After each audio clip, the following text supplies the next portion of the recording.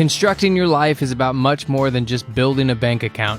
Each week, join real estate entrepreneur and mindset coach Austin Linney as he interviews guests who are constructing their dream lives and impacting the world around them on a daily basis. If you're an entrepreneur or wanting to start a business, or you just want to hear motivating stories of how others have overcome the odds, you are in the right place. And now for your host, Austin Linney. Guys, welcome back to Construct Your Life. This is Austin Linney here, and I have the honor of having Mr. Travis Hill in the house. How are you doing, sir? I am awesome. Thank you so much for having me. Glad to be here, man. You got it. I appreciate you. Guys, before we get started, I want to thank our sponsor, dreamchasers.com, Adam Carswell. Go check him out if you haven't, putting out amazing content. But Mr. Hill, we got connected by Mr. Adam, and I don't know much about you. I do know that you're probably one of the nicest guys I've ever met because you've been checking on me, making sure I didn't freeze to death over here in Texas. So I appreciate that. But I kind of let my guests tell their story where they want to, and we'll kind of go from there.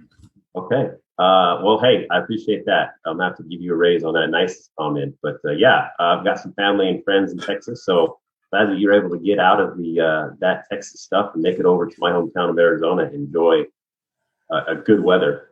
Winter weather anyways. So my name is Travis Hill. I'm an active duty Marine. I've been in the Marine Corps going on 17 years and married, family of 4, super stoked. And my goal is not to have a W-2 job when I retire.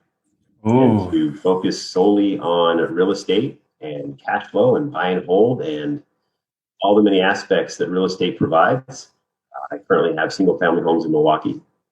I've got some land in Arizona. I'm an LP in a syndication in Texas. I've got a 5-plex in Cleveland. So kind of like being all over.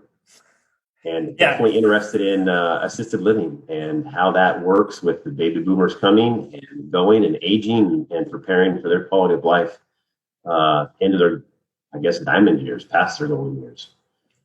And live here. I'm stationed in Camp Pendleton. I cannot speak more of the opportunity I had to live here in sunny San Clemente, where the average temperature is 72 degrees, and I have a 4-minute walk that direction. Best surf pricks in the whole country, probably.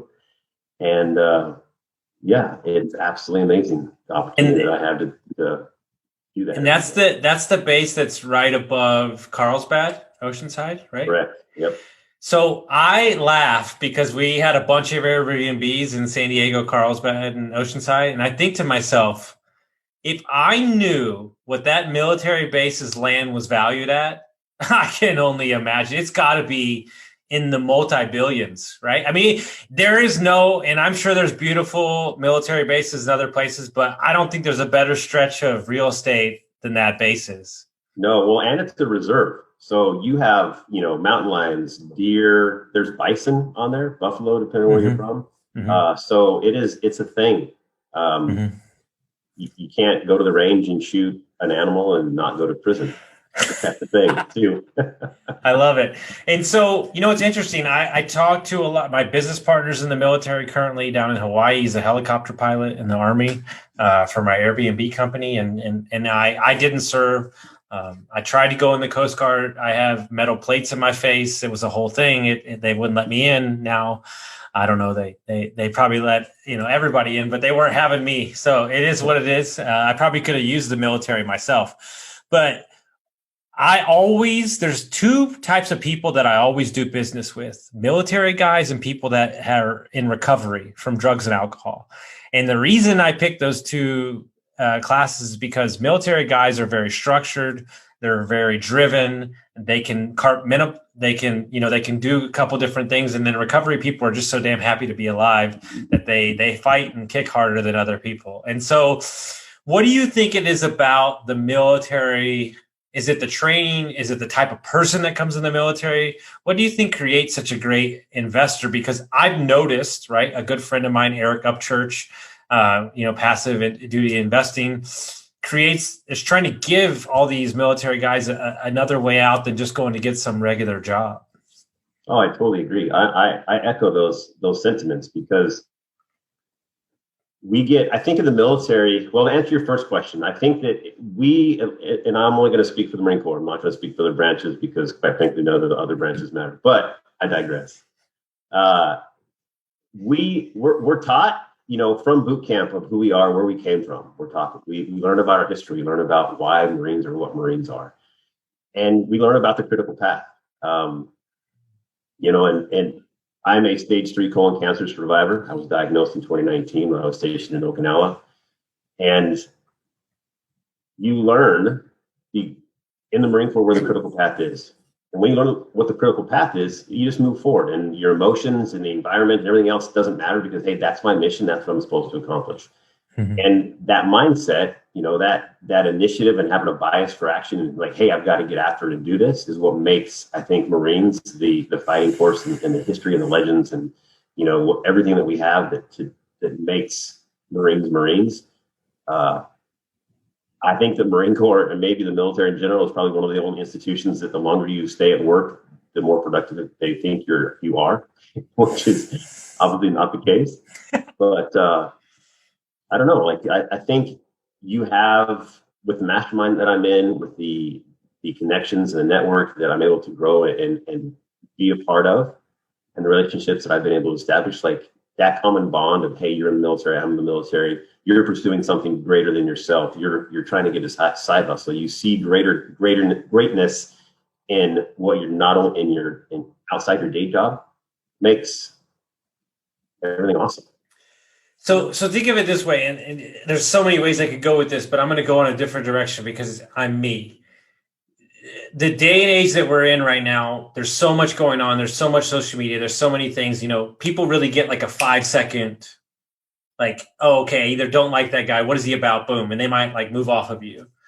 There are certain things that you can do in life or the things that define you, right? Like the military, or like I did 75 hard for 150 days straight. When people meet me, they don't need to meet me to know what I stand for. Like the guys the other day is like, oh yeah, hell yeah, I'll take a meeting with you. You doing 75 hard? Like I know who you are as a person because if you're doing that program. And so that's the way I feel about the military too. Oh, okay. Like you've done that, then we can talk business, or we can talk about going into partnership together because you say you do what you say you're going to do. And so you have to be careful in life. And this is what I hope everybody does, is be careful with the things that you're putting your name on, because those things might define who you are from somebody else's point of view. Totally. Yeah. And so when did the spark for real estate start for you in this quest to not have a W-2 job? It started 20 years ago. I was living in Vegas. I graduated college. I was living in Vegas with my girlfriend, now wife, and she was a wholesale lender. And she's like, hey, home prices are pretty good. You should probably check it out. I'm like, oh, okay, cool. And so what I did is I would go to phase 1 of a community, buy the second biggest house, and then house hack it and wait for phase 6, phase 7, phase 8 to be released, refinance it and do it again. So everything was great. I was single. It was awesome. I was working for a civil engineering company, doing all their drawings and draft and everything else. So life was great. And then 9/11 happened, joined the Marine Corps, and then 2008 hit. So while Vegas was doing wonderful, I did not see the writing on the wall. So when the example I share with people is like, I was so focused on the ants crawling on the bark of my trees that I didn't see the forest fire burning around me. Mm-hmm. And so by 2011, I'm a father of 2 kids with 3 deployments, and no properties, 1099, everything. And then we are like starting over, and I'm, early 30s. And so did you have to like get those houses foreclosed on, or did you just hang on to them? Like what happened? Oh, they all foreclosed. We just like worked with the mortgage company and did what everybody else did and tried to salvage whatever we could salvage. And we learned that, as home prices dropped, so did our rent. And because I was refinancing each house previously to purchase the next one or create the down payment, I kind of had a house of cards per se. And I just, I remember being in North Carolina, we were stationed at Cherry Point, and this is, again, this is like late 2010, early 2011. And I remember pumping like $4,000 a month, and I'm making, like my reserves are gone. My savings is gone. I'm like, okay, do we put these things on credit cards? And we just came to the point where like, hey, we just can't hold on to them anymore, and we've got to let them go. And so we did. What would you tell that guy back then, as you sit here today? What advice would you give that guy?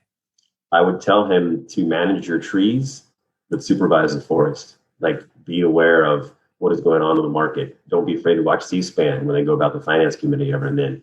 Understand what the bond yield does and what is inflation, and maybe diversify more in real estate. I didn't know that there was so many different ways to diversify to kind of help protect your money and provide alternate streams of income if one aspect of real estate decides to go down. And I think the hardest thing, right? The financial aspects of it is not fun. It's an undressing, it's a whole thing, and you got to clean up your mess. But how do you bounce back as a father and just a man in general from the ego death that I would imagine, that is, to me, is the hardest part, to pick yourself up back again and get back out there, because it is something that bit you. And so a lot of people, maybe that's the issue with a lot of people, is they let it bite them once and they put it away for the rest of their life. My dad asked me that same question. It was like $1.2 million of net worth, and it was gone. And he's like, well, why would you ever want to start again? I'm like, because I failed forward. Like, I know I can do it. And if I can do it, then to this point, I know I can achieve more as I gain more knowledge and experience. And like, isn't that what life's all about? Is being able to fail forward and like, hey, this sucked. But I got through it. I'm still alive. I still have my family. I had a paycheck coming in, right? So worst case scenario, I wait till the 15th to receive another one. But you have to get up. You have to make the decision that that's not going to define who you are. I had an obligation as a Marine, not to like, oh, that battle sucked, but I'm going to win the war. I had an obligation to set the example for my children, even though they were small, to be the breadwinner as a traditional family. Like, all of that stuff, made me drive forward. I try to tell everybody, and I think you'll resonate with this. It's like, I've made a decision, whether or not I want to or not, that I'm an entrepreneur and a real estate investor. What would you like me to do? Would you like me to go sell perfume at Abercrombie and Finch? Like, what's the fucking option, guys? Like, this is where I've gone. I've realized that I can never work for anybody else because I don't want to listen to them. And I have my own dreams. And I try to tell people, like, they act like getting into this space, there's another option. What's the option?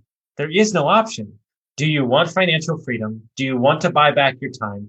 Do you want to show your kids there's a way? And do you want to call the shots?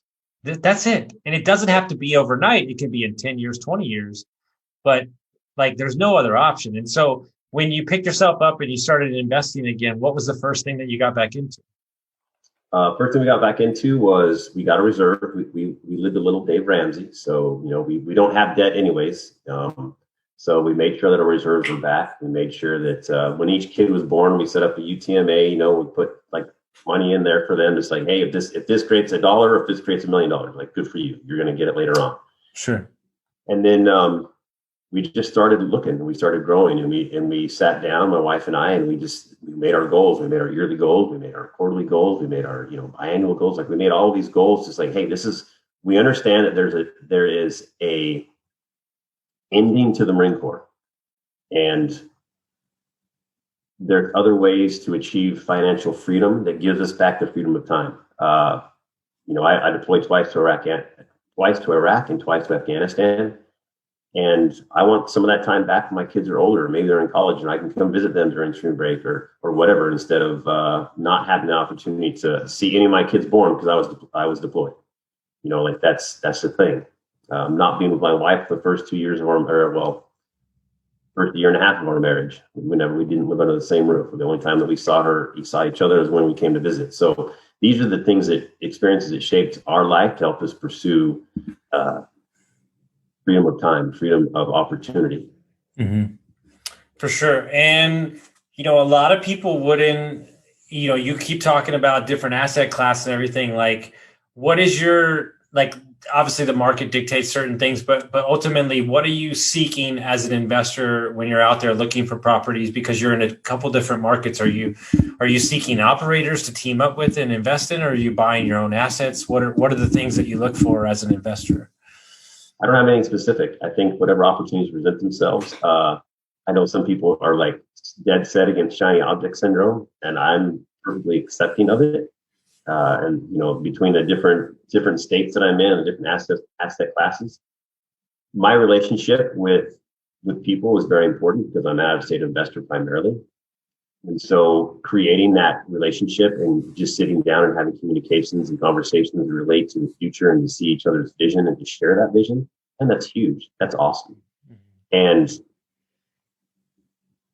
whether it's private lending or if it's creating a deal, connecting the unconnected, or, passing on like, hey, this guy's doing a syndication. Would you be interested in talking to these guys? And like, oh yeah, cool. And then they go ahead and they fund an LP. Hey, awesome. That your success is my happiness is kind of how I want to live in regards to real estate. Yeah. And it depends on the way your brain works, right? Like somebody like Austin, you got this company over here and you're investing over there and you're doing that. And I'm like, I'm just basically, I try to stay like 5 years ahead of the trend. And if I'm like, I always want to ride the wave, and I'm trying not to be the last guy at the party. I'm trying not to be the first one. I'm just like, I try to think outside the box, and it's served me well to see something coming along. Like you're in like momentum in a market, right? Or like momentum in investing is something that's never talked about. And I think momentum, that first property is so hard that, but once you get rolling, it really is. I feel like the opportunities start flowing in a lot. Most definitely. If somebody would have told me a year ago that I would have, I'd be an LP in a 120 unit apartment complex, a 5-plex, and I'd be closing on my third single family, I would have been like, "You're talking to the wrong dude." And that's not me. How's everybody doing, guys? I want to talk today about our sponsor for May. A good friend of mine, Mark Simpson, runs a company, boostly.co.uk. Guys, everybody knows that I'm in the short-term rental space for many years. And I think one of the quotes he said to me was, you can't build your real estate on somebody else's property. And it really resonated with me because we are so reliant on an Airbnb, a HomeAway, these systems, right? And headed into this year, it's very important that we get direct bookings, and they're the best in the business of this. So in 2021, everybody needs to be building a website to create direct bookings, and you can't rely on an Airbnb, plus you're giving them a ton of money. And so 64% of all the websites are powered by WordPress, and these private message companies that offer you the free website, they're not on WordPress. And so it's this trick that they're doing. And, these guys are the best in the business, the best in the world. And I'm not just saying that because I use them. I'm saying that because they are. It's the simple fact is that they service over 600 clients worldwide, and you need to get this done. And you can get it started for as little as $99 a month. And you could do that with one property, 100 properties, but you need to be capturing emails. You need to be sending direct marketing back to these guests. And the way to do that is to create a website. And these guys are the best in the business. When you get direct bookings, you're saving money every year, and the profit margins can be exponential. And so if you want to learn more about them, head on over to boostly.co.uk/constructyourlife. Not only is Mark a great entrepreneur and CEO, but he's a great person as well. No, for sure. And so for any new, I get a lot of young investors listening to my podcast. What advice would you give them when they're looking for their first couple deals that you've learned over the time after investing for so long? Shoot, have a bias for action. Don't do analysis paralysis. You got to take the next step. There's no comfort in the growth zone and no growth in the comfort zone, ever. Mm-hmm. You got to move forward and be willing to make mistakes, pick yourself up, and know that you're failing forward. Mm-hmm. I love that. Just wrap it in being a good person. right? Put your ego aside, be humble, maybe listen to a couple Jocko podcasts, but like get after it and just be humble. And you'll be amazed that you're not out for yourself and you're out for the collective whole, dude, the universe is a beautiful place to be. His book, I'm not saying it's the reason I got sober, but it's the definition of the reason I got sober.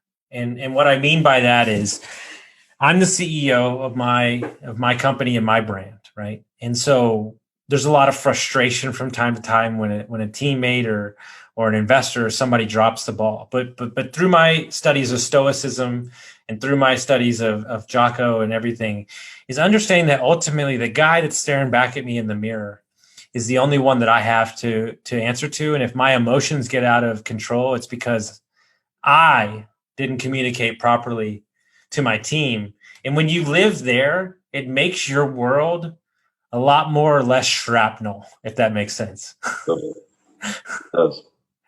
Yeah. And it's so, what is I'd be interested because I've never talked about this on the podcast and I believe it as well because my mom's a big nurse in the hospice. So I believe this. What are your indications and kind of your thought process on the assisted living that I do see as the next 20, 30 years as a huge market that more importantly is not done the traditional way that everybody thinks it's done, where it's changing a little bit? Oh yeah, COVID has created that. I think that you're going to see a much smaller footprint. I think that assisted living is however you want to define it, right? Because there's like every single definition under the sun as far as adult care, assisted living, whatever that is. I think that when you get smaller homes, like one or two patients per house or one room or whatever the state allows, that may or may not require licensing, you're going to have that personal connection. And I think that with COVID kind of still in our minds, people aren't going to want to go and visit 20, 30, 40, 50, 100 unit complexes. They want to see one person, two people, three people. And I think that that's going to be a huge driver for their homes that come on the market as they age out of that house or they convert that house, or you find smaller 2, 3, 4 multifamilies that stay residential to kind of keep that close occupancy / relationship with the administrators, the caregivers, and the patients that the family's going to like enjoy them. Mm-hmm. And I've stressed to people that ultimately you can control the asset, but you don't technically have to be the one running the operations. You could just lease your home out or rent it out to an operation company that maybe has operations across the country. So you don't have to get the health code stuff. You don't have to be the nurse. And so that's what people don't understand is everything's an option. Yes, totally. Yeah, you just got to find that company that wants to branch out and enjoys, running a RAL in a single family home. And what is that you just said? I've never heard that before. Oh, RAL, residential assisted living. Okay. And as you've looked into it, is there a lot of things that you have to get approved by the city, like zoning wise, or is it kind of open to interpretation currently? I haven't dug into it. No, so there is. So every state's different. I was a little bit on looking in Springfield. So like Springfield is like or Missouri, their state law is like one patient per room. Mm-hmm. And of course, you got to make it wheelchair and elderly friendly, the property. So wider doorways, no lift showers, ramps, no carpet, that type of thing. But every state is different. Every state requires either there's a minimum number of patients per room to the maximum number. And then some states, if you go small enough, it's not a license requirement, meaning that you don't get inspected. But that, again, that's a state by state thing. Well, it's funny that you're looking at Missouri because the company is distributing out of Kansas City. So we could go build a whole 10 acres of 3-unit houses with assisted living and go to town. Absolutely. Like you can go get 10 or 15 acres and there's different levels of care within assisted living, right? So you have everything from just helping you your medication on to full on trim your toenails, comb your hair, everything. And then imagine having 15 acres and you have like 4 quadplexes sitting right there in 4 different areas with the middle community center or something, and you just kind of rotate through that. And man, I think that is fantastic. Yeah, the guy we're doing business with on the pod system had just built an 88 unit assisted living facility in 6 months. So it's like, so it's like you have to really understand like how much you want to be involved in it. And like me personally, I don't want to be running the thing, but there's plenty of companies to partner up with and I can control the asset because what people don't understand, my mom, there's a lady down in Southeast Texas that has an 8-room like old plantation house. And she's cash flowing $9,000 a month from that house. Yeah, totally. Yeah, I'm the same way. I want to be a landlord and I want to work with a company that comes in and wants to lease it for, do a 5-year lease. Cool. And we'll figure out the numbers. Not a problem. For sure. And so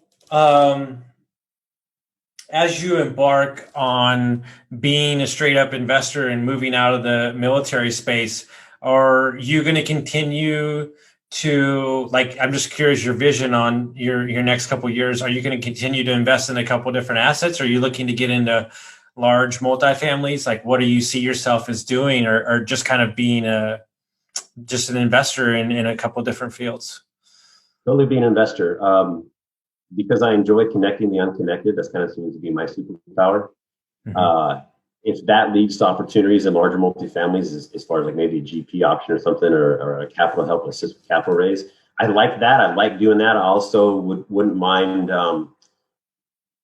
being a project manager for an investment firm that just travels the country and says, hey, like checks on this area, checks on these. You're just kind of doing that, working with contractors, working with subs. I'm an engineer in the Marine Corps. So as an engineer, like we have people and I have equipment, which are resources, and I have a deadline. And I just repeat that over and over and over again. So, you can't charge construction on a note, like whatever that piece is. Yeah, we can talk to that, but having a deadline and resources and maneuvering within that, then that's super fun. Wow. And seeing the end result, right? Seeing the end in mind and then working backwards to my present state to be able to like, okay, this is what I need. Because whenever we get a project like, hey, we need to make this, runway, or we need to make this landing zone, and it's got to be this by this. Well, that's what I see in my mind is that beautiful flat thing made from our equipment. And then I work backwards to be like, okay. And then of course, planning with the team to be able to make the best decisions because I can't plan in a vacuum. Even some people think that because you're in charge or you're the platoon commander or the officer in charge that you can sit in your office and make all the decisions. No, I firmly disagree. I think that you need to bring your team. Everybody gets a different set of eyes, and then everybody has you create the environment as a leader to be able to everyone pitch in, because when you weigh in for the buy-in, everybody's moving forward because they realize that they have to drive a piece of the bus. And when you as a leader remove their ability to have creative thoughts, then you remove their ability to grow. And when you remove their ability to grow, they want nothing to do with you anymore. Absolutely. My job as a platoon commander is to create autonomy at the subordinate ranks and at the small unit level. And the more autonomy that I can help create create the environment and foster that environment, that failure is a way to learn and grow instead of zero defect mentality. And people do amazing things. It's 100%. And it's funny because I've done a lot of podcasts in the last 2 days, and the last 3 have been with marketing people. And I told them something that I truly believe in. As you're sitting here today and I'm getting to know you, I believe this too. If you came to me and you said, Austin, I've got a deal, I'm going to run it, this is exactly what I'm going to do, I would literally, and I'm not doing this for effect, I would literally hand you like $500,000 and go, have a good time. Let me know when it's done. Because that's who I know who you are as a person. So if you believe that relationships don't matter in fucking investing in real estate, then you can go screw yourself. Like, because it matters, right? Because here's what I don't want to do. I don't want to dig through the numbers of a deal because it's not my strong suit. That's why I'm partnered with civil engineers. That's right. Why I'm partnered with people like you that understand the aspects of these things. What they're asking me to do is put all the pieces together and create the buzz. Oh, I can do that all day long. And so what I've learned to do is create the avenues where everybody can elevate themselves into the highest version of themselves and then operate. Because I think where we deal in just in business and military and everything, the moment that you're lying to yourself about where you need to be, that tree limb that you're on, is the moment that you get caught. And the moment that you lose money, and the moment that you feel like you're not living your truths, you'll get caught if you're lying to yourself about who and what your strengths are. Right. And being smart enough and mature enough to understand when imposter syndrome is happening and when you are actually on your limb, that limb is breaking. Oh, amen. I couldn't agree more, because half the time you need to tell your inner bitch voice to shut up and just lean in, right? Because if you lean in, I promise you on the other side of that, you're going to feel better about yourself. Oh yeah. Yeah, for sure. I love it, man. Dude, I like, what do they say in England? I like the cut of your trousers. Like, I like what you stand for, man. It's, because ultimately it's about leaving the world better than we found it. It's not very complicated. And you picked yourself up and you asked yourself, okay, like I'm better for it. Right. One of my favorite things, like Jim Rohn, I listen to Jim Rohn like all the time. And he says, my mentor told me when I was 25, he said, I want you to create a goal to be a millionaire. And he goes, that's dumb. He's like, that's a stupid goal. Like, why would I do that? And he's like, well, I became a millionaire at 27 and then I lost it all because of a bad financial decision. And then I realized that wasn't the actual goal. Like, the goal was the person I became becoming a millionaire. And now I have the skills to go get it all back. And so the person that you became leading up to you having to have your house foreclosed on is the true asset that was created. So the rest of the stuff is fucking relative. Yep, totally agree. We have in our board, we have our vision board for our kids, right? And our yearly goals as a family. And we have the cash flow quadrant on there. And my 10-year-old, I have 4 kids, right? I mentioned earlier, my 10-year-old's like, he's looking at it and he's like, Dad, employees, I get paid as an employer, I get paid for time. I'm like, yes, that's correct. Like, but if I make businesses, then I pay people to do my work. Yeah, that's correct. And then if I invest that money, then I get paid to invest that money. Yes, that's correct.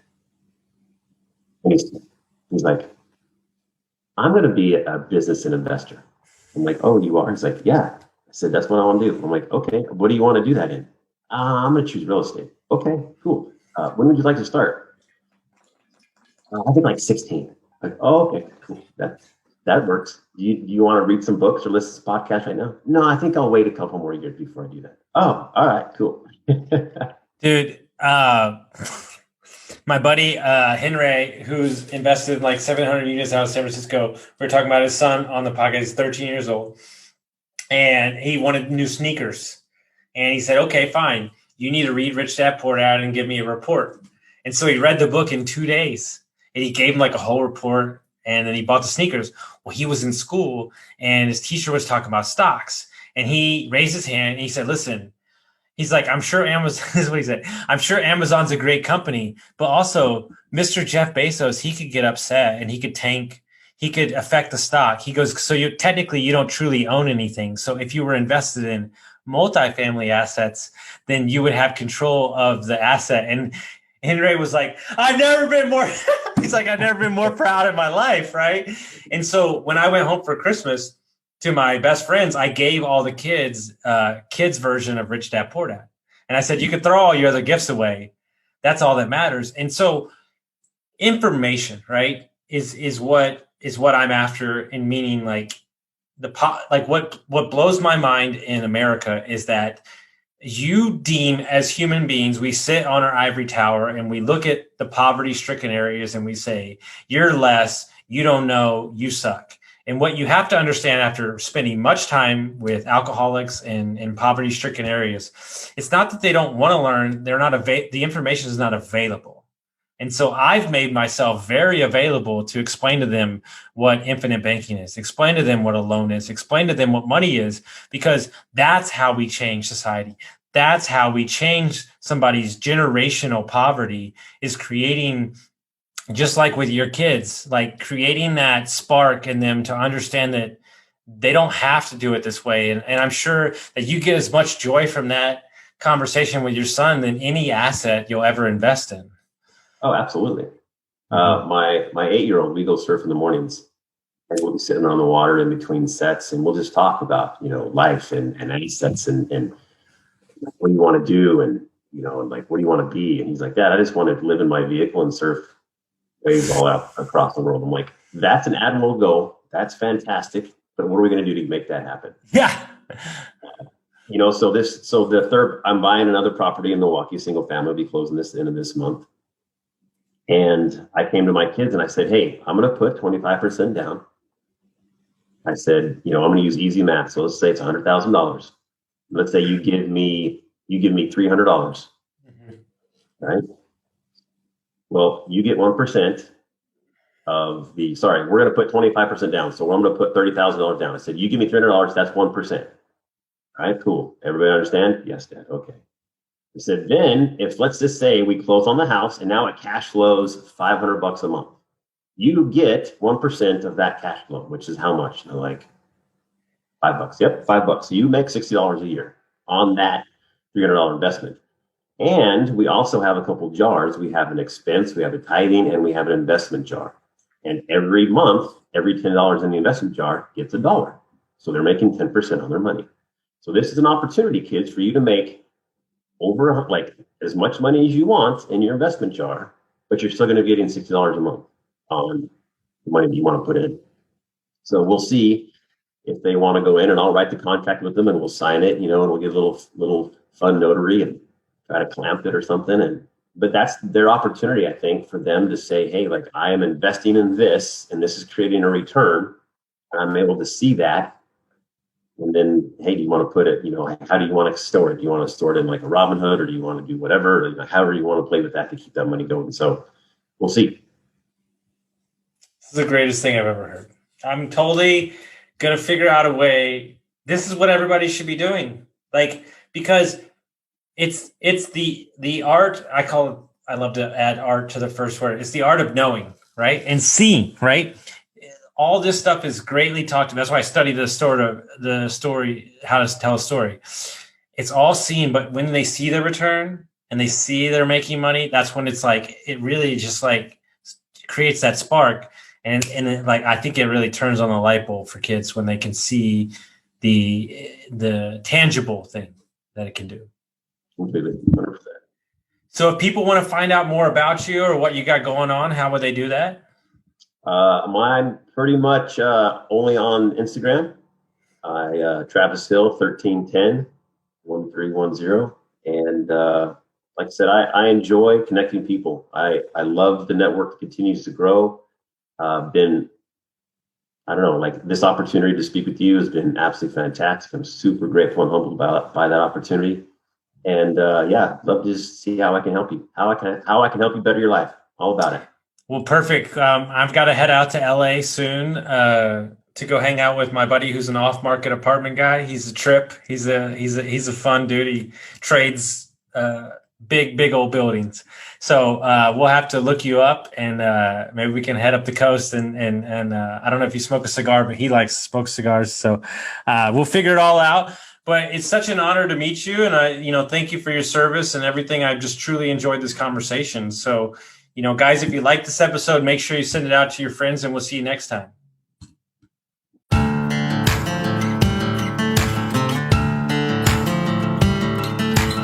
Thank you for listening to Construct Your Life with Austin Linney. If you enjoyed this episode, be sure to rate, review, subscribe, and pay it forward by sharing with a friend. Most importantly, take this opportunity to start constructing your life by taking immediate action on what you learned. For show notes, resources, and more information on one-on-one coaching with Austin, visit constructyourlifepodcast.com.